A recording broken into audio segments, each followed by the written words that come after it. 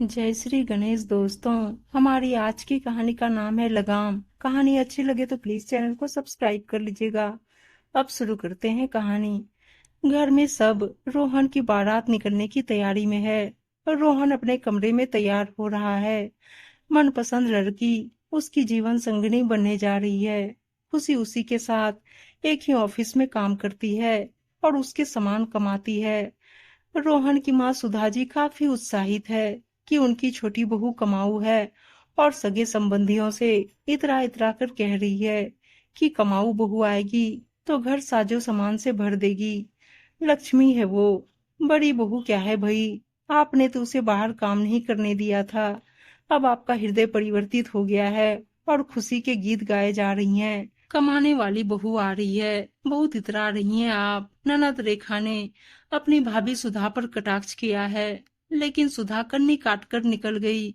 बड़ी बहू पायल साक्षात सरस्वती का स्वरूप, विदुषी महिला, लेकिन बीएड एमएड की डिग्री होने के बावजूद सास ने नौकरी करवाने से साफ तौर पर मना कर दिया था, यह कहकर कि हमें बहू की कमाई नहीं खानी है, हमें घर संभालने वाली लड़की की जरूरत है। पायल ने खामोशी से अपनी काबिलियत को तिलांजलि दे दी थी और सास ससुर ननद देवर को देखती आ रही थी। समय करवट ले रहा है। दूसरे दिन खुशी बहू बनकर आ गई है। पायल भी खुश है। उसके समकक्ष ही देवरानी आई है और उसमें अपनी छवि देख जेठानी बन प्रफुल्लित है कि चलो कोई तो उसे चाय बनाकर देगा और रसोई घर में मदद करेगा। लेकिन पायल को उसके रंग ढंग और आचरण व्यवहार दूसरे दिन ही समझ आ गए थे। खुशी को मुंह दिखाई के रस्म में काफी कैश, ज्वेलरी और कपड़े मिले हैं।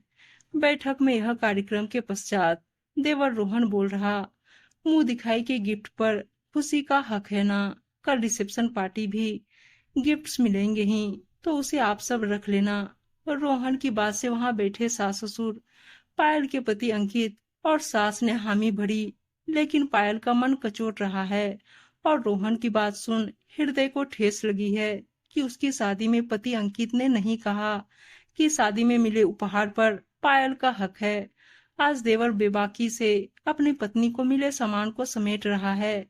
सास भी खुशी को खुश करने के चक्कर में भूल रही। उनके दोहरा आचरण को लेकर पायल का दिल कलपता है। शादी में आए रिश्तेदार जा चुके थे। घर में सास ससुर थे, पायल और अंकित, दो बच्चे, साथ में रोहन व खुशी। ऑफिस जाने के वक्त अफरा तफरी मची रहती।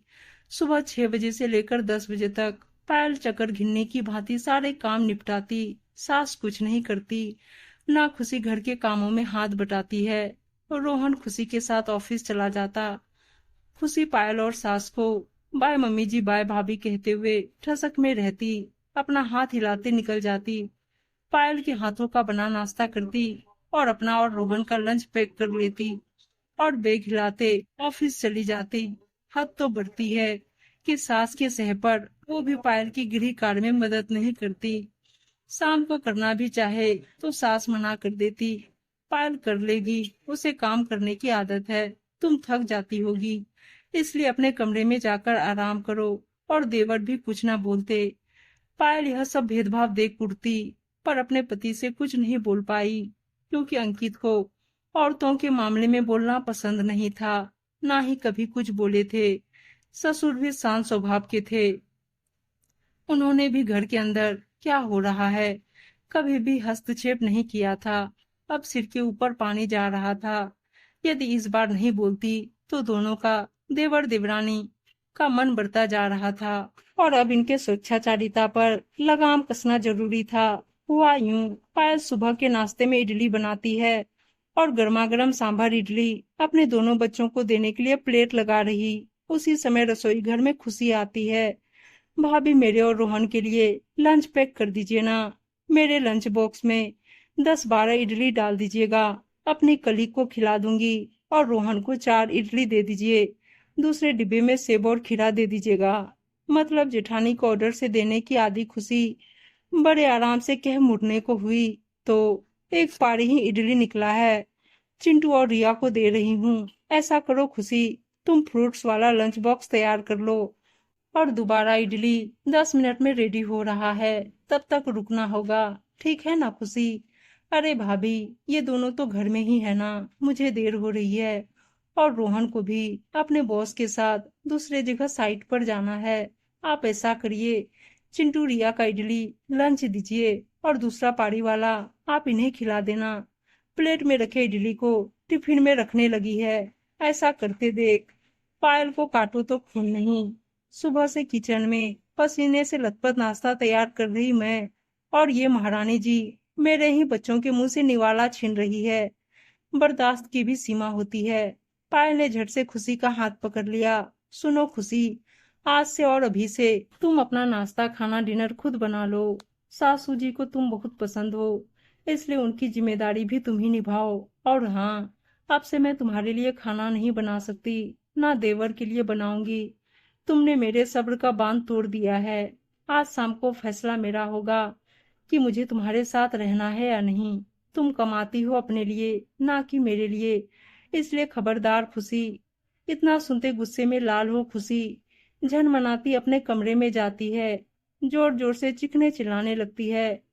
रोहन शांत होने को कहता है, लेकिन खुशी अपनी मान मर्यादा भूल रोहन को तूता और ना जाने कितने अपशिष्ट शब्दों से नवाजती है। और देवर भीगी बिल्ली बने खड़े हैं। सास गई है खुशी को समझाने, उन्हीं पर चढ़ बैठी है। मम्मी, मेरे खाने पीने का हिसाब किताब किया जा रहा है, मेरी कमाई को लेकर ताना मारा जा रहा है। अब मैं इस घर में नहीं रह सकती। लेकिन बेटा हुआ क्या? सारा वाक्या नमक मिर्च और हींग के तड़का के साथ सास को परोसा जा रहा था। वो खुशी के हाँ में हाँ मिला रही थी, उसके सुर में सुर मिलाती जा रही थी। कमाऊ बहू कभी बेग सिल्क साड़ी जेवर लाकर देती थी, और पायल कहाँ से लाती? वो तो कमाती नहीं थी। ठीक है बेटा, तुम शांत हो जाओ। रात में सबके सामने अपनी बात रखना। दोनों टेंशन में है, इसलिए ऑफिस नहीं गए।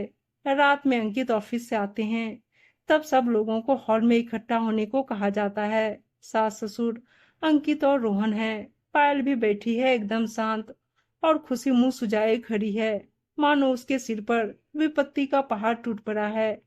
खुद को बिचारी जैसी दिखा रही है, और पायल रन चंडिका का रूप धारण की हुई है। आर या पार, ससुर पूछते हैं, क्या हुआ बड़ी बहू? आप मुझसे पूछिए ना क्या हुआ।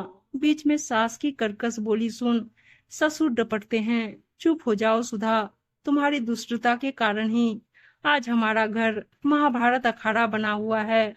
और तुम बड़ी बहू की तुलना छोटी से क्यों करती हो?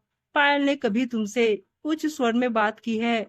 कभी भी तुम्हारे मेरे सेवा टहल में कमी की है? आज ऐसी स्थिति की जिम्मेदार तुम हो। कहाँ पायल, कहाँ तुम?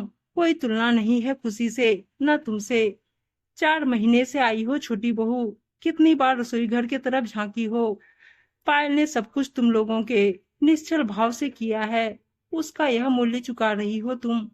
और सास की बात में आकर कर रही हो ना तुम, अपने पैर पर कुल्हाड़ी मार ली हो। सास के साथ पार्टी मजबूत बनाकर खुश हो रही हो ना, तो मैं आज से ये घर बांट रहा हूँ। ऊपर तल्ले पर 2 कमरे हैं, बाद में और 2 कमरे बनवा दूंगा। घर में सुख शांति चाहती हो तो रोहन, तुम और सुधा शिफ्ट हो जाओ।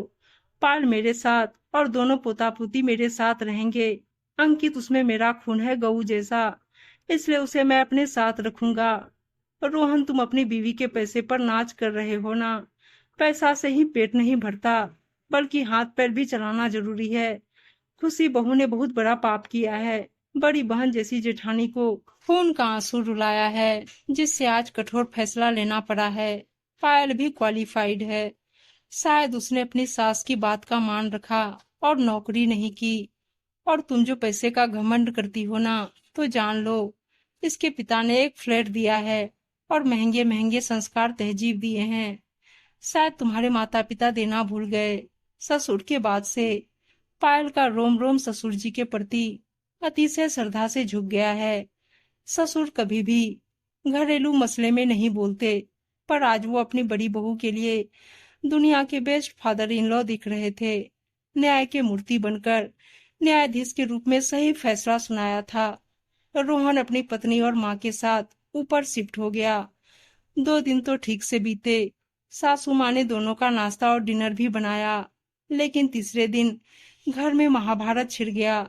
सास कहती, तुमसे अच्छा तो मैं पायल बहू के पास थी। उसने मुझे काम करने के लिए कभी नहीं बोला। अब उसे समझ में आ रहा था कि कमाऊ बहू कितनी अच्छी है। अब घर का काम करने में दोनों सास बहू में रोज लड़ाई होती और बीच में देवर पिसता। ना वह मम्मी को कुछ कह पाता और ना ही पत्नी को। वो अपने पापा की कई बात को सोच रहा था कि पापा ने सच में कहा था, पैसे से सुख शांति नहीं आती, हाथ पैर तो हिलाने ही पड़ते हैं। उम्मीद है दोस्तों कहानी अच्छी लगी होगी, और अच्छी अच्छी कहानियां सुनने के लिए चैनल को सब्सक्राइब और वीडियो को लाइक शेयर जरूर कर दीजिएगा। धन्यवाद दोस्तों।